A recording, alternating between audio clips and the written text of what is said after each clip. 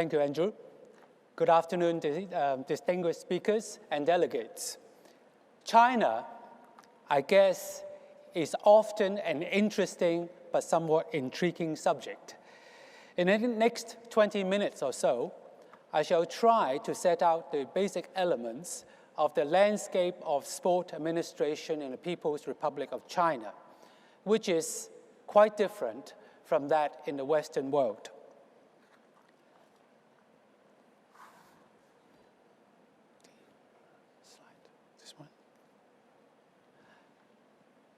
The first major player to note is the General Administration of Sport, which is responsible for the physical fitness of the people and the training of athletes. It is actually an organization directly under the State Council of the central government. The General Administration of Sport also administers the All China Sports Federation and the Chinese Olympic Committee, liaising with its international counterpart. The director of the General Administration of Sport is the chairman of the All China Sports Federation, as well as the Chinese Olympic Committee. In China, one often finds this system of one team running multiple entities. Under the General Administration of Sport, there are so-called management centers for administering different clusters of sports, executing government-funded programs to develop athletes to compete in Chinese events as well as international competitions, such as Olympic and Asian Games. These management centers also run the corresponding sport associations to promote the sports they oversee to the public. Specifically, for our purpose, the Management Center of Cycling and Fencing, yes, it's cycling and fencing. It is actually responsible for the training of the National Equestrian Team, and it runs the China Equestrian Association, which oversees not only the equestrian sport, but also what is referred to as flat racing in China. Being recognized by the Chinese Olympic Committee and is a member of the All China Sports Federation, the China Equestrian Association was admitted as an official member of FEI in 1982. The China Equestrian Association is not to be confused with other private concerns that may sometimes carry overseas names, suggesting that they are representative of the sports in China.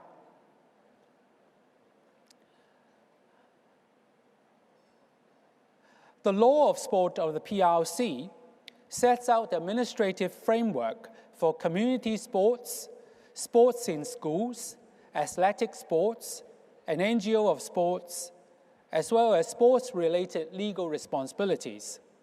For example, the requirements of and the approval necessary for different categories of events, A, national event, B, provincial level events, and C, municipal level events are different. The China Equestrian Association organizes and sanctions official international and national level equestrian competitions as well as racing.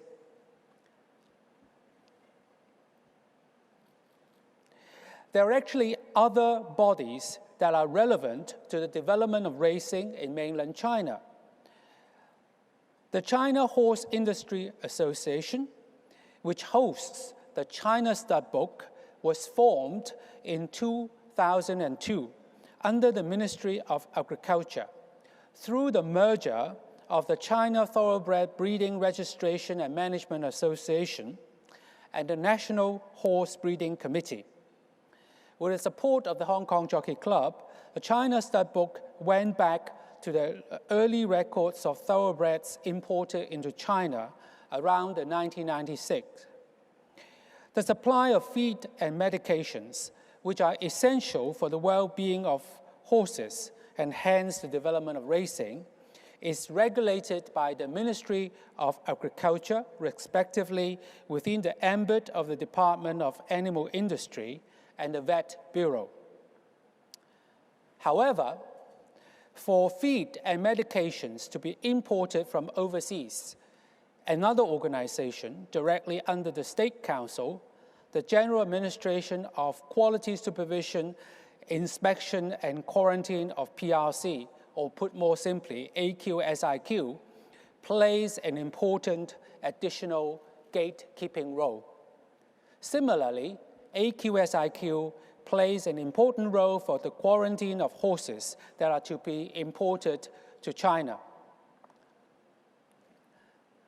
There are all these different vertical administrative lines because there are actually 25 ministries and commissions of the State Council, 15 organizations directly under the State Council, 4 working organs of the State Council, 13 institutions directly under the State Council, as well as 16 bureaus under various ministries and commissions. If that's not enough, there are actually horizontal lines in addition to these vertical lines. And these horizontal lines are due to provinces, municipal government, and county government. Put at a very simple level, the matrix relationship between central functions and the corresponding provincial departments falls into different situations. For example, a department can be led by the local government and guided business-wise by the corresponding central function, sport being an example of this category.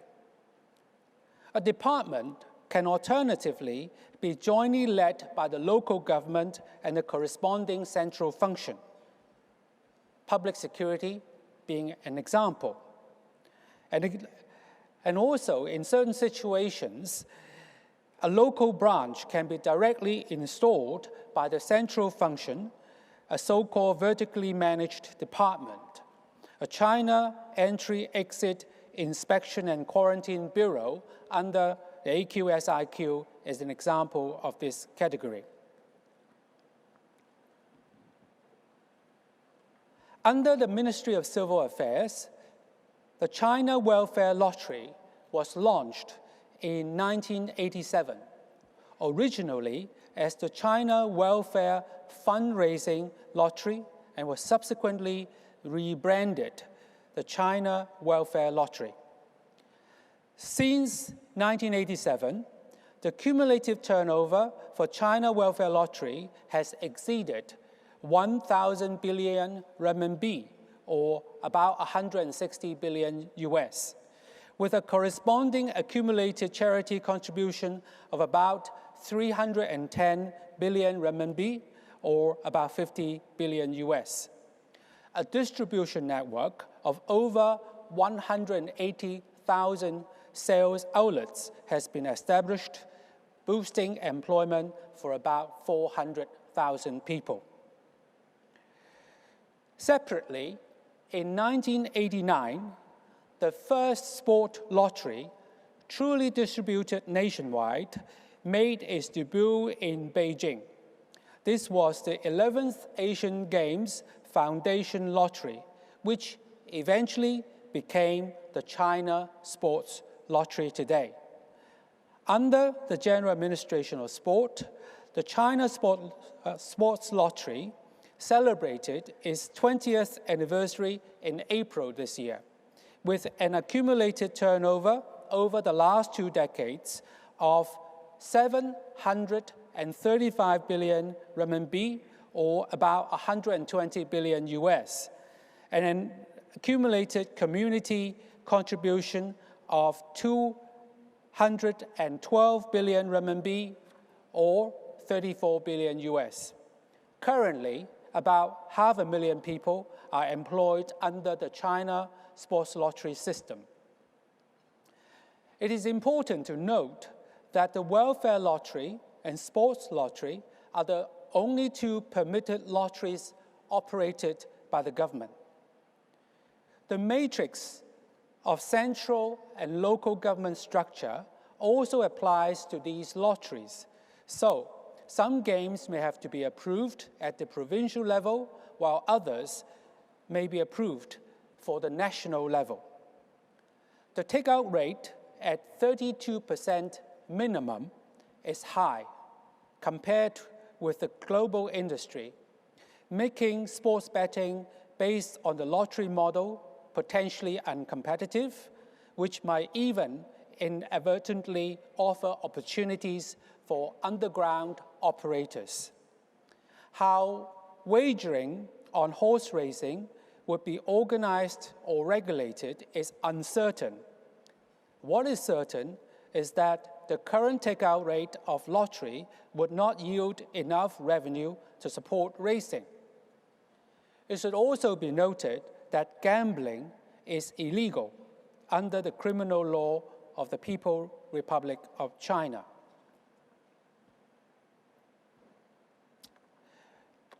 In 1991, the Shenzhen Jockey Club, which is only about 2 hours' drive from here, was founded, and racing started in the following year.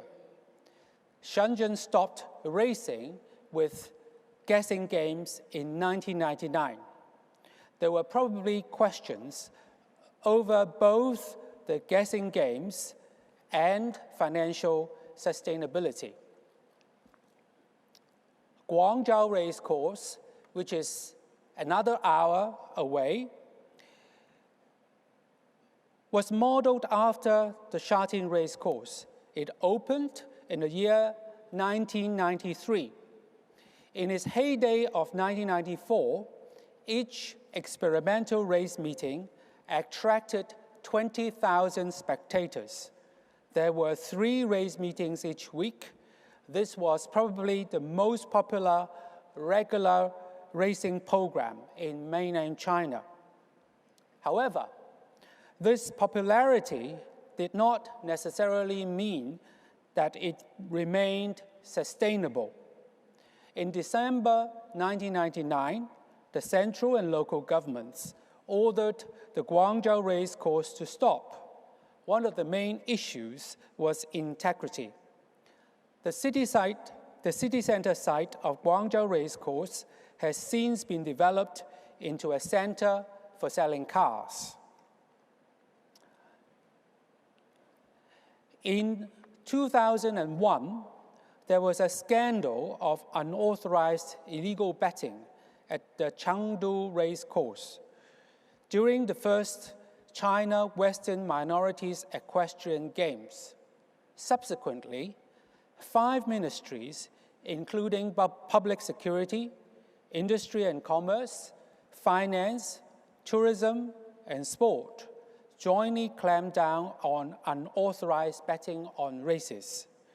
There has since been a new local government-funded Chengdu Racecourse development very near the original racecourse, and this is where the Maidan race meeting was held recently.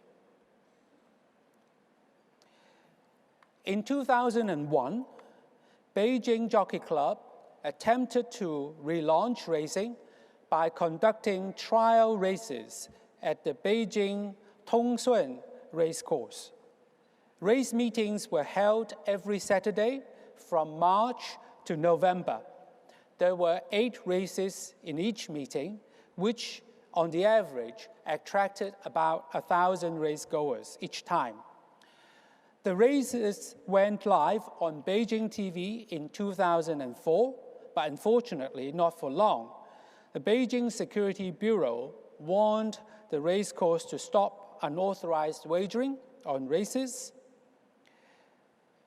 Bi-weekly meetings resumed somewhat later in March 2005 in the name of charity. But by September 2005, the Security Bureau issued another warning, and racing operation eventually came to a complete halt in October that year. Financial sustainability was always a challenge in Beijing. Following the closure of the racing operation, hundreds of horses were killed, and there was massive layoff of the workers. Racing for sporting purposes has, however, continued, and there have been proposed racecourse developments in different parts of the country. The China Equestrian Association organized annual races at the national level as early as 1995. These were renamed National Flat Racing Championships in 1999.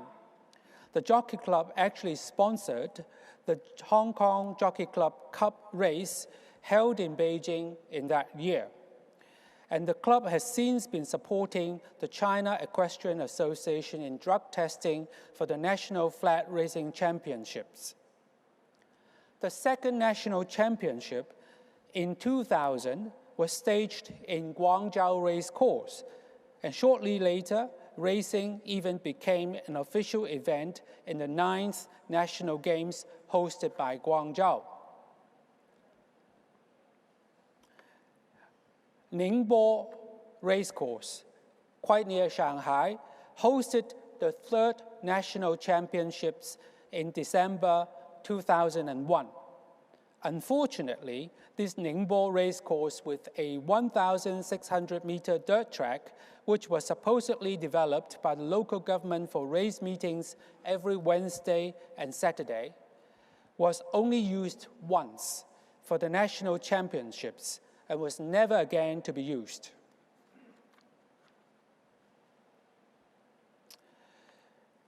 A Wuhan race course opened in 2003 with the first China Wuhan International Horse Racing Festival and simultaneously the 5th National Championships.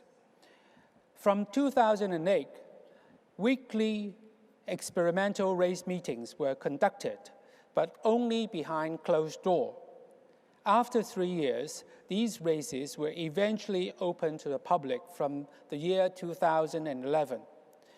The season opening for this year was held recently on the 19th of April, and there is a plan for 12 race meetings this season.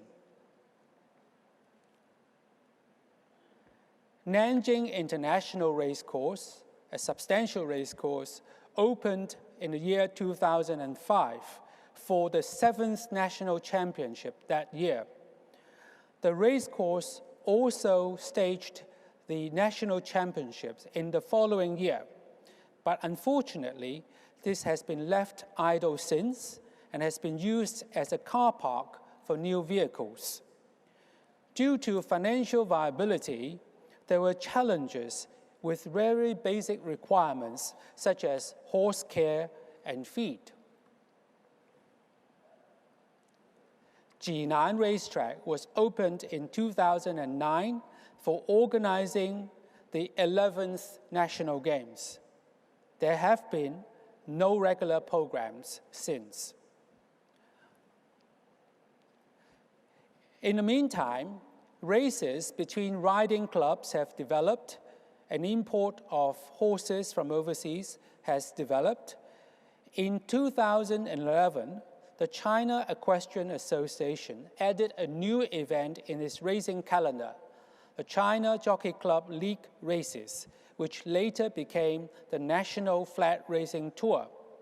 Apart from the national level races under China Equestrian Association, there have been lower level local meetings in recent years, often once-off and mostly in ethnic minorities areas, such as Inner Mongolia, Xinjiang, Yunnan, and Guangxi. In summary, races and riding clubs have developed, so has the genuine interest for the horse. Requirements for official races at a high level are different from those of local races. Transition to wagering is uncertain. The lottery take-out rate of 32% minimum would be too high to be competitive or to support racing. Over the years, there has been no shortage of proposed racecourse development in different parts of the country. Although, unfortunately, a number of these so developed race courses have been left idle. The challenges facing racing range from financial viability to basic horse care and feeds. There is a matrix of central and local government organizations that could impact any future development of sustainable racing. Navigating this landscape is going to prove quite different from that in the Western world. Thank you very much.